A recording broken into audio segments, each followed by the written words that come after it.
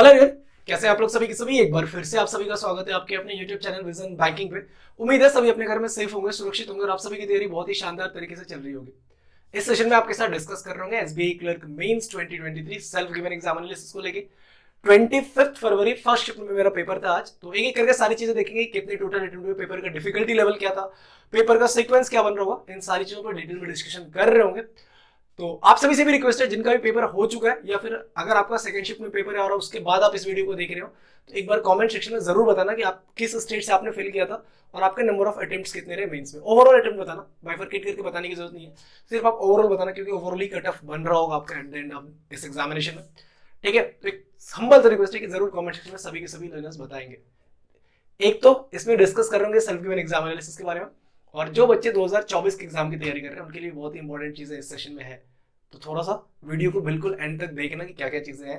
सबसे पहले बात है कि टोटल अटेम्प्ट के बारे में, पेपर का डिफिकल्टी लेवल क्या था या फिर सीक्वेंस क्या था एसबीआई क्लर्क मेंस में।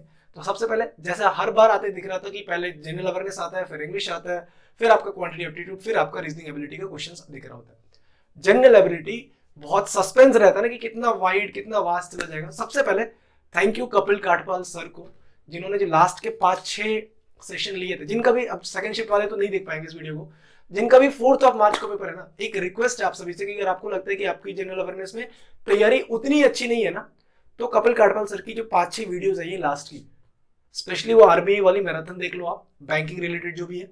आरबीआई कॉर्नर देखना चाहो तो देख लो, वैसे इंपॉर्टेंट है बट आरबीआई कॉर्नर अभी समझ में नहीं आएगा, मैराथन जरूर देख लेना। ठीक है, बाकी मंथ वाइज जरूर देख लेना। जो फर्स्ट शिफ्ट का पेपर था उसमें सिर्फ 2 मंथ के पूरे करंट अफेयर्स आए थे, दैट इज जनवरी और दिसंबर। जिनका भी 4 मार्च को पेपर है ना, मैं आपको रिक्वेस्ट कर रहा हूँ कि डिस्क्रिप्शन बॉक्स में मैं क्या कर रहा हूँ, अपने एप्लीकेशन का लिंक दे रहा हूँ, दैट इज विजन बैंकिंग। आपको जाकर डिस्क्रिप्शन बॉक्स से ही डाउनलोड करना। मैं क्या करूंगा, आज जितने भी पेपर हुए थे ना फर्स्ट शिफ्ट के भी और जितने भी सेकंड शिफ्ट में क्वेश्चन आएंगे आपके जनरल अवेयरनेस के, मैं उसको क्विज के फॉर्मेट में बना के आपको वहां पे अपलोड कर दूंगा, ताकि आपको अलग अलग जगह से जाके ढूंढने की जरूरत ना पड़े और एक ही जगह आपको सारे क्वेश्चन मिल जाए, 100 क्वेश्चन मिल जाए। जितने भी मिल पाएंगे मैं उतने सारे डाल दूंगा। तो डिस्क्रिप्शन बॉक्स में लिंक है आपके साथ, जरूर जाकर डाउनलोड करना विजन बैंकिंग एप्लीकेशन को, या फिर आप visionbanking.in वेबसाइट से भी हमें चेकआउट कर सकते हैं। ठीक है, दिसंबर 2023 जनवरी 2024 के भरे परे क्वेश्चंस थे, बट सारे के सारे क्वेश्चन स्टैट्स पे बेस्ड थे, सारे के सारे डेटा पे बेस्ड थे, और ऐसा नहीं था कि डायरेक्ट एग्जैक्टली दिख रहा था 3.6 3.9 3.7। तो अगर आपने इस तरीके से भी लर्न किया था ना कि डेटा देख के मैं हिट कर दूंगा, तो भी वहां पे कंफ्यूजन होती है आपकी। ठीक है, जैसे कुछ क्वेश्चन तो मेरे को एग्जैक्ट याद है कि एक तो आया था कि अकाउंट्स में अगर आप ट्रांजेक्शन नहीं करते तो कितने साल के बाद आरबीआई उसको क्या करेगा, डीई के पास भेज देगा कि मतलब ये अकाउंट अभी यूज नहीं हो रहा है। 10 साल उसका आंसर था। एक था कि इंश्योरेंस कंपनी के नाम गिवन थे, डीआईएसएससी में कौन कौन से इंक्लूड नहीं है, वो चीजें मेंशन करनी थी आपको। एक था टोटल जो क्लासिकल लैंग्वेज में फारसी को भी ऐड किया गया, तो कौन कौन से लैंग्वेज है इसमें से जो फारसी में एडेड है, और एक ऑड वन आउट करना था कि ये फारसी में ऐड, सॉरी क्लासिकल में ऐड नहीं था, तो वो आपको आइडेंटिफाई करना था। एक और चीज कि फर्स्ट शिफ्ट में ना एक भी क्वेश्चन आपका स्टेटमेंट बेस्ड नहीं था। ऐसा नहीं कि 3-3 4-4 स्टेटमेंट वाले क्वेश्चन एक भी नहीं थे। कोई सा भी जो मैक्सिमम लेंथी क्वेश्चन होगा ना, वो 2 से 3 लाइन का क्वेश्चन था, मैक्सिमम लेंथी क्वेश्चन की बात कर रहा हूँ। स्टेटमेंट वाले तो एक भी नहीं थे कि 1 2 3 4 इसमें से 1 2 ऐसा करके कुछ भी नहीं था। 3-4 आपके वो थे कि डेटा थे कि 1 2 3 4 कमीशन दे दिया, उसको बता दो किस तरीके से। एक और था कि G20 शेरपा, जिसको किसने होस्ट, अमिताभ चौधरी ने किया था, जो प्रेसिडेंट थे।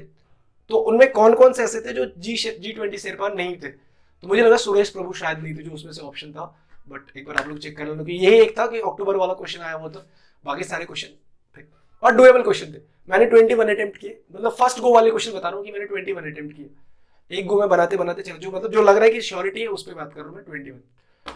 ठीक है, नेक्स्ट सेक्शन इंग्लिश का, और अभी तक इस साल के जितने भी मेंस एग्जामिनेशन हुए ना, मुझे लगता है सबसे इजी क्वेश्चन आया था इस बार एसबीआई क्लर्क मेंस में इंग्लिश का। एक जो आपका आरसी था वो था कि एक पर्सन है, वो किसी कॉर्पोरेट में काम कर रहा था, उसने जॉब छोड़ी, फिर एग्रीकल्चर करने आ गया अपने फैमिली ब्रदर के साथ। आई एम नॉट श्योर कि वो क्लास 9th में है या क्लास 10th में है। 9th या 10th इंग्लिश की एनसीईआरटी की बिल्कुल मतलब छपी हुई चीजें उसमें आ गई थी, और ऐसा था कि मेरे को वो सारी या तो वो 9th-10th का था या फिर किसी मॉक टेस्ट में मैंने अटेम्प्ट करा होगा, वो उसका होगा। बिल्कुल एज इट इज छपे सारे के सारे क्वेश्चंस भी उसमें एज इट इज दिख रहे थे। तो मिलेट्स पे था कि वो आगे फिर मिलेट्स की खेती करते हैं और फिर अपने आसपास के गांव में भी जाके बताते हैं कि तुम भी मिलेट्स की खेती करो। और एक बार ये पूरी स्टोरी सुन लो, आप लोग भी बताना, आप लोगों ने भी बहुत बार शायद कहीं ना कहीं किसी ने तो सुना ही होगा एक पर्सन कॉर्पोरेट में काम कर रहा था, फिर उसने जॉब छोड़ी, एग्रीकल्चर में आ गया, भाई के साथ उसने एग्रीकल्चर शुरू करी, मिलेट्स की खेती शुरू करी। वहां पे उसको लगा कि मिलेट्स में ज्यादा उसको ग्रोथ मिल पाएगा, और उसने आसपास के गांव वालों को भी समझाया मिलेट्स के बारे में कि उसकी कैसे मतलब करनी है। और उसने थोड़ा सा ये होता है कि आपको साइंटिफिकली आप जाने की जरूरत है, ओल्ड पैटर्न वाली चीजें खत्म होती जा रही धीरे धीरे, ये भी समझा। उसको लगा कि उसने अदर विलेज में जाके परेशानियों को समझने की कोशिश करी कि वाइल्ड एनिमल आते हैं, एनिमल्स मतलब जो कि क्रॉप्स को बर्बाद कर देते हैं। फिर उसने जब सबको मतलब अग्री करवाया कि मिलेट्स की खेती के लिए, फिर उसने एग्रो फार्मिंग में चला गया वो। तो इस तरह की पूरी थी, और 6 या 7 या 8 क्वेश्चन इस पे भी थे। एक तो आपका जर्मनी रिलेटेड था कि डेटा था पूरा, 8 से 10 क्वेश्चन उस पर भी थे। मतलब आप मान लो कि 15 से 17 क्वेश्चन आपके इन 2 आरसीज थे। 3 क्वेश्चन आपके सेंटेंस रीअरेंजमेंट से थे, ए बी सी डी, ई भी नहीं था, A B C D sentence rearrangement था। 5 ऑप्शंस गिवन थे, बड़े इजी थे, जिसमें से हर ऑप्शन, हर क्वेश्चन की बात बता रहा हूं मैं, 3 क्वेश्चन ऑप्शन ऐसे ही एलिमिनेट हो रहे थे, क्योंकि वो किसी ना किसी या तो एडवर्ब से स्टार्ट, मतलब अजीबोगरीब आपको दिखेगा कि कनेक्टर सेंटेंस है ये, या फिर आपको दिख रहा है कि यहाँ पे प्रोनाउन यूज हुआ है तो फर्स्ट सेंटेंस नहीं बन रहा होगा। ऐसे थे 3 आराम से बना सकते थे। 3 क्वेश्चन जो इंग्लिश का सबसे डिफिकल्ट पार्ट था वो था आपके 3 क्वेश्चन एरर के, जिसमें एरर में पता करना था। 4-4 क्वेश्चन थे, हर में 4-4 सेंटेंस दिए थे, इसमें से बताना था कि कौन सा सेंटेंस एरर लेस है, तो वो आपको बताना था। तो ये थोड़ा सा टाइम टेकिंग भी था और यहाँ पर रिस्क ज्यादा था। अगर आपकी बहुत तगड़ी ग्रामर है तभी आपने इसको अटेम्प्ट करा होगा। इंग्लिश में ये हो गया आपके। फिर इंग्लिश में आ गया, एक था 5 नंबर का क्लोज टेस्ट, जिसमें 3 ऑप्शंस गिवन थे, हर क्वेश्चन के 3-3 ऑप्शन गिवन थे। उसमें से पता करना था कि आपको कौन कौन से कितने ऑप्शन इसमें से पुट कर सकते हो आप, ठीक है। एक था 4 क्वेश्चन गिवन थे, सेंटेंस वाइज था, उसमें आपको बताना था कि एग्जैक्टली जो आपके बोल्ड वर्ड्स थे उसको कौन सा रिप्लेस कर सकता है। ओवरऑल इंग्लिश का सेक्शन बहुत ही डिफिकल्ट था, तो मैंने अटेम्प्ट किया 33 या 32 ऐसे अटेम्प्ट हुए मेरे। 3 तो मैंने बताया आपको, 3 या 4 तो सीधे सीधे मैंने वो एरर नहीं बनाया, ठीक है। 2-3 इधर बीच में भी छूटे होंगे, 2 तो शायद मेरे को लगता है कि रीडिंग कॉम्प्रिहेंशन से छूटे, जिसमें जर्मनी वाला था, ठीक है। तो ये थे मेरे टोटल ओवरऑल अटेम्प्ट इंग्लिश का, और पेपर इंग्लिश का बहुत ही ईजी था। आज की एसबीआई क्लर्क मेंस के 2023 के जो फर्स्ट शिफ्ट का पेपर था, उसमें अगर सबसे कोई डिफिकल्ट पेपर आप बोलोगे दैट इज क्वांटिटी एप्टीट्यूड। ऐसा भी नहीं था कि बहुत ज्यादा डिफिकल्ट था, मॉडरेट लेवल पे था, ठीक है, बट टाइम कंज्यूमिंग था। 5 क्वेश्चन अप्रोक्सीमेशन के ऐसे जो आपको शायद से आईबीपीएस पीओ या एसबीआई पीओ के प्रीलिम्स में भी देखने को ना मिले, इतने इजी लेवल के थे, ठीक है। एक आपका क्वाड्रेटिक था, मैं अभी वो बता रहा हूँ जो मैंने करे, ठीक है। अभी सारे क्वेश्चन पाएंगे। एक क्वाड्रेटिक मैंने किया, जिसमें गिवन था कि 2 क्वाड्रेटिक गिवन थे, और पूछ रहा था कि जो 4 ऑप्शंस है ना, 5 क्वाड्रेटिक ऑप्शंस थे, उस 5 क्वाड्रेटिक ऑप्शंस में बोल रहा था कि दोनों जो ऊपर में स्टेटमेंट है क्वाड्रेटिक है, उसके एक आपके उसमें आ रहे होंगे, मतलब 1 के 2 बनेंगे आपके फैक्टर्स, तो एक फैक्टर दोनों के आना चाहिए। 5 ऑप्शन में से कौन सा हो रहा है, वो एक था, एक ही था। फिर 3 क्वेश्चन थे, एक आपके नंबर सीरीज के क्वेश्चन से, मतलब नंबर सीरीज का क्वेश्चन था जिसमें आपको 4 मिसिंग थे, ठीक है। 2 सीरीज थे ए और बी, उसमें 4-4 मिसिंग करके थे, पूरी सीरीज आपको बनानी थी, इजीली बन रही थी। एक में आपको दिख रहा था 8 का स्क्वायर 4 का स्क्वायर, 8 का स्क्वायर, 12 का स्क्वायर, 16 का स्क्वायर, 20 का स्क्वायर और 24 का स्क्वायर जुड़ रहा था। और एक में आपको दिख रहा था 18 का डिफरेंस था। वहां पे आपको 6 या 7 वेरिएबल्स है जिसकी वैल्यू फिगर आउट करनी थी। फिर उन्हीं 6-7 वेरिएबल्स में आपके क्वेश्चन फ्रेम हो रहे थे जो आपको बनानी थी। उसमें 3 क्वेश्चन बहुत ही इजी लेवल के ये भी थे। एक और था आपका नंबर सीरीज से, जिसमें 2 क्वेश्चन थे। एक ही क्वेश्चन में पहला मतलब एक रॉन्ग टर्म भी है और एक मिसिंग टर्म भी गिवन था, एक ही सीरीज की, ठीक है। और उसमें लॉजिक क्या लग रहा था कि multiplied by 10 12 sorry left hand side से हो गया तो मल्टीप्लाइड बाय 12 10 8 6 4 2 ऐसे करके चल रहा था। तो जहां पे 2 मल्टीप्लाई हो रहा था वो वैल्यू मिसिंग थी, और जहां पे 12 मल्टीप्लाई हो रहा था वो वैल्यू आपकी रॉन्ग करके गिवन था। तो वहां से आपको 2 क्वेश्चन बन रहे थे। फिर एक आपका डीआई था, किस पे, हाँ मतलब 5 गिवन थे ABCDE और इसमें एसपी एमपी और सीपी पे डेटाबेस डी था। मतलब ऐसा नहीं था कि आपको सारी वैल्यू गिवन थी, फिगर आउट करना था। उसमें आपको ओबी और आईबी करके था, और फिर उसमें बाइफरकेट करना था। 5 क्वेश्चन यहां से थे, ये मैंने बनाए थे। फिर एक क्वेश्चन था वेन डायग्राम वाला, ठीक है, जिसमें 400 टोटल क्या थी मेरे को एग्जैक्ट नंबर नहीं आता, बट वैल्यू 400 थी उसकी। ABCDE था, ठीक है, नहीं Sunday Monday Tuesday Wednesday Thursday था उसमें, ठीक है। संडे का और वेंसडे का आपको एग्जैक्ट वैल्यू गिवन था, और जो बचे 3 है आपके, उस 3 में ना 2 एक्स में गिवन थे और 1 वाई में गिवन था। जो 2 एक्स वाले थे ना उनमें परसेंटेज डिफरेंस पता चल रहा था इतने परसेंट, क्योंकि एक एक्स परसेंट था, एक 1.25 एक्स परसेंट था। तो वहां से गिवन था कि जो इन दोनों में डिफरेंस है ना वो शायद 12 का गिवन था, और वो भी डीआई आपसे बन रही थी। डीआई डिकोड बड़े इजीली हो रही थी, बट थोड़े से लेंदी क्वेश्चन थे ज्यादा। और क्वेश्चन में लेंदी ने ब्रैकेट में बहुत ज्यादा इधर उधर करके दिया होता, तो इसलिए वो लेंदी हो रहा था। 3 क्वेश्चन आपके थे, जिसमें एक क्वेश्चन तो ऐसा था जिसमें आपको सम ऑफ फैक्टर्स और मल्टीप्लाई ऑफ फैक्टर्स करके 2 क्वेश्चन इस तरीके से बनाने थे। 4 5 6 जो बाकी जो लिस्ट थे आपके वो आपके बन रहे। एक क्वेश्चन था ऐसा सीआई से कि एक पी प्रिंसिपल पे 20% रेट ऑफ इंटरेस्ट से 2 साल में सर्टेन अमाउंट बनता है, 19.98% अप्रोक्सीमेट करके वैल्यू गिवन था, सर्टेन अमाउंट बनेगा। फिर उसी अमाउंट को आपने फिर उसी रेट ऑफ इंटरेस्ट पे उसी टाइम पीरियड के लिए लिया, तो इतना अमाउंट बन रहा है, तो प्रिंसिपल बता दो। एक था इस पे ट्रेन पे कि टी डिस्टेंस में प्लेटफॉर्म को पोल को क्रॉस करती है, टी प्लस 12 में प्लेटफॉर्म को क्रॉस करती है, प्लेटफॉर्म प्लस ट्रेन की लेंथ गिवन थी। तो अगर 30 मीटर कम होता, 30 मीटर कम होता ट्रेन की लेंथ, तो प्लेटफॉर्म प्लस ट्रेन को क्रॉस करने में 17 सेकंड लगते। तो बताओ कि कितना ट्रेन की लेंथ। एग्जैक्टली शायद यही क्वेश्चन था, एज इट इज क्वेश्चन था। एक बोट एंड स्ट्रीम पे क्वेश्चन था, बाकी जो क्वेश्चन थे वो वेरिएबल बेस्ड थे।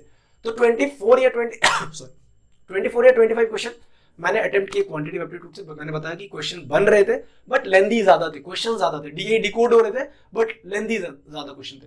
मैंने 3 डीए डिकोड किए, हाँ 3 डीए डिकोड किए, जिसमें से एक डीए में मैंने 2 क्वेश्चन छोड़े 5 में से, क्योंकि वो देख के मेरे को लग रहा था लेंथी था, मैं टाइम कंज्यूम कर जाऊंगा बहुत ज्यादा इसमें। और फिर 2 में भी एक एक करके मैंने दोनों में एक एक क्वेश्चन करके छोड़े। तो 25 क्वेश्चन शायद मैंने अटेम्प्ट किए क्वांटिटेटिव एप्टीट्यूड से। रीजनिंग की बात करूं, फिर से एक इजी शिफ्ट का पेपर बताया जाएगा। रीजनिंग को हम बहुत मेहनत करके जाते ना कि वेरिएबल वेरिएबल वेरिएबल बेस्ड। 2 या 3 पजल ऐसे थे जिसमें वेरिएबल था ही नहीं। एक था 13 फ्लोर का पजल था, 13 फ्लोर थे, 9 पर्सन बैठ रहे हैं, 4 मिसिंग है। अगर आप बिल्कुल भी 0 लेवल पे हो ना, 3-4 अगर 4 पॉसिबिलिटी बना लोगे आप, आराम से बन जाएगा। ऐसा था। एक था कि मंडे टू सैटरडे या संडे था, उसमें 6 जने बैठ रहे हैं, उस पर बेस्ड था। फिर क्या था, 3 या 4 क्वेश्चन आपके किससे थे, कोडेड सिलॉग से थे। 3 या 4 क्वेश्चन आपके कोड नहीं, इनइक्वालिटी तो नॉर्मल थी, इनइक्वालिटी नॉर्मल थी, हाँ इनइक्वालिटी नॉर्मल थी, इनइक्वालिटी नॉर्मल थी। 5 क्वेश्चन आपके थे ग्रेटर देन इक्वल्स टू, शायद इनइक्वालिटी के थे यार, वो किसके थे, नहीं 5 क्वेश्चन थे, 4 या 5 क्वेश्चन थे कोडेड रिलेशन के, मतलब फादर मदर ब्रदर इस तरह के क्वेश्चन थे। 10 या 11 क्वेश्चन थे आपके टोटल क्रिटिकल रीजनिंग से, और एक 4 या 5 नंबर के 5 क्वेश्चन थे जिसमें आपके मशीन इनपुट थे। मशीन इनपुट करना लॉजिक मेरे को हिट नहीं किया, सारी चीजें पता चल रही थी कैसे हो रहा है, क्या कर रहा है। बीच मतलब टोटल 10 वर्ड्स थे, ठीक है, 4 इधर 4 इधर करके बीच में वर्ड को शफल करके लिख रहा था। और जो वर्ड्स लिख रहा था ना, उसको जैसे मान लो टी में, तो उसको पूरा अल्फाबेटिकल ऑर्डर में लिखेगा, दैट AEMT ऐसे करके लिख रहा था। बट वो टीम को कैसे पिक किया था ना, वो मेरे को लॉजिक नहीं उठा एट देन, क्योंकि 10 वर्ड में से मैंने 2 मिनट 3 मिनट दिए उस पर, वो फिर भी नहीं उठा, और सारी चीजें हिट हो गई। बस वो वर्ड्स कैसे पिक कर वही, और मेजरली पार्ट अगर वर्ड ही नहीं पिक करोगे तो कैसे बनेगा। मैंने एक बार 5 के 4 क्वेश्चन भी देख लिए कि क्या क्या क्वेश्चन है, कोई ऐसा तो नहीं कि जो पूछ रहा है इस वर्ड का क्या बन रहा होगा, बट इतनी आसानी से तो नहीं पूछ रहा था। तो 31 अटेम्प्ट किए मैंने रीजनिंग में। आप भी बताना आपके टोटल अटेम्प्ट कितने हुए। अब उन सभी बच्चों के लिए जो 2024 की तैयारी कर रहे हैं, क्या है, डिस्क्रिप्शन बॉक्स में आप सभी के साथ मैं विजन बैंकिंग एप्लीकेशन का लिंक शेयर कर रहा हूं। आप सभी जो, ठीक है, जितने भी चीजें आपको दिखेंगे ना, आपके एग्जाम पॉइंट ऑफ व्यू से बेनिफिशियल ही होंगी, ठीक है। कुछ ऐसा दिखेगा आपको कि भैया बहुत ही मजा आ रहा है उसमें, ठीक है। उसमें आपको 50 क्वेश्चन सीरीज मिल जाएगी, उसमें आपको डेली बेसिस का टारगेट मिल जाएगा क्विज वाले फॉर्म में। ऐसा नहीं कि पीडीएफ डाल रहा हूँ, क्विज वाले फॉर्म में डाल रहा हूँ, जिससे टाइम का पता चलेगा, एक्यूरेसी का पता चलेगा, लेवल पता चलेगा, कितने टाइम में किस क्वेश्चन को अटेम्प्ट करो, सारी चीजें आपको देखने को मिल रही होगी। तो डिस्क्रिप्शन बॉक्स में लिंक है, आप सभी के पास जाके एक बार जरूर इनरोल करना उसको। फ्री है, ऐसा नहीं है यार, मतलब डाउनलोड करने का पैसा थोड़ी लूंगा। कोर्सेज अगर आप फ्री वाले कोर्सेज भी है, पेड कोर्सेज भी, आप जाके उसको चेकआउट कर सकते हो। तो डिस्क्रिप्शन बॉक्स में आपके पास मैं लिंक शेयर कर रहा हूं अपने एप्लीकेशन का, दैट इज विजन बैंकिंग। जाओ एक बार जरूर जाके चेकआउट करना सभी के सभी, ठीक है। मिलते हैं नेक्स्ट सेशन में, till then take care, bye bye, thank you, keep practicing more and more, and all the best for your upcoming examination.